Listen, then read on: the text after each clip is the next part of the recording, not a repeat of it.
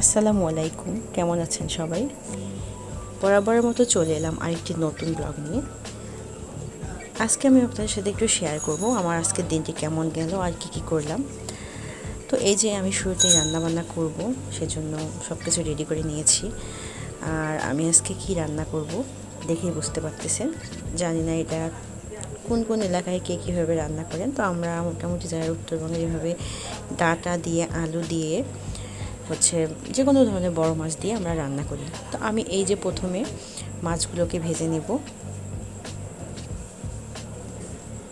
আর এই সিজনে আমি আজকেই প্রথম রান্না করলাম। ভালো লাগে, আমাদের মাঝে মাঝেই খাওয়া হয়। তো এক এক করে মাছগুলো আমার ভেজে নেওয়া শেষ। এরপর আমি পেঁয়াজগুলোকে ভেজে নেব।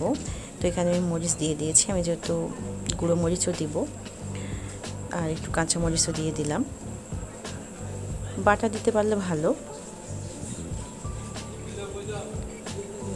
তো ছোটো বাচ্চা নিয়ে সবসময় আমার কাঁচামরিচ বাটাবাটি করা সম্ভব হয় না, তাই আমি এরকম গোটাই দিয়ে দিই। তো এই যে পেঁয়াজ মরিচগুলোকে আমি কষিয়ে নিয়ে কিছু মশলা দিয়ে কষিয়ে নেওয়ার পর আমি এখানে কেটে রাখা ডাঁটা আর আলুগুলো দিয়ে দিলাম। দিয়ে কিছুক্ষণ কষিয়ে নিতে হবে, যেহেতু ডাঁটাটা একটু শক্ত আর আলুও তো সিদ্ধ হতে সময় লাগে। এরপর এই যে পানি দিয়ে ঢেকে দিব বেশ কিছুক্ষণের জন্য, কারণ সিদ্ধ হতে সময় লাগবে ডাঁটা। তারপর ভাবলাম যে একটু ছাদ থেকে ঘুরে আসি। আর ছাদে গিয়ে মনটা ভালো হয়ে গেল, গাছগুলো একদম সবুজ, প্রকৃতি খুব ভালো লাগতেছিল, ফুল ফুটছে। এখন অনেক গরম, ছাদে খুব একটা যাওয়া হয় না। তো ভাবলাম যে দেখি তো আজকে একটু যাই, রান্নার ফাঁকে ঘুরে আসি। ওদিকে রান্নাটাও আমার সিদ্ধ হয়ে আসতেছে প্রায়, আর আমি এদিকে ভাবলাম যে একটু ছাদ থেকে ঘুরে আসি। তো এই যে দেখুন, এখানে আমাদের বাসার যে আঙ্কেল আন্টি, ওনারা এত শৌখিন। তারপর চলে এলাম, এসে দেখি আমার মোটামুটি সিদ্ধ হয়ে আসছে। তো আমি আরও কিছুক্ষণ কষিয়ে নিব।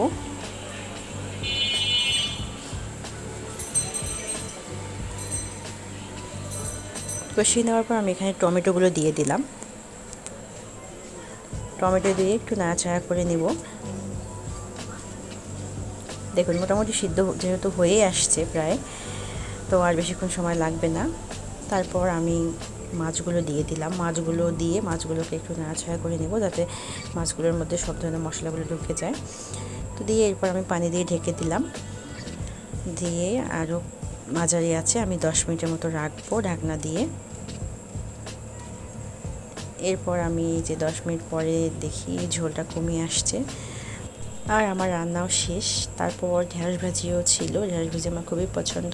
তো আজকে এ পর্যন্তই, সবাই ভালো থাকবেন, সুস্থ থাকবেন, আল্লাহ হাফেজ।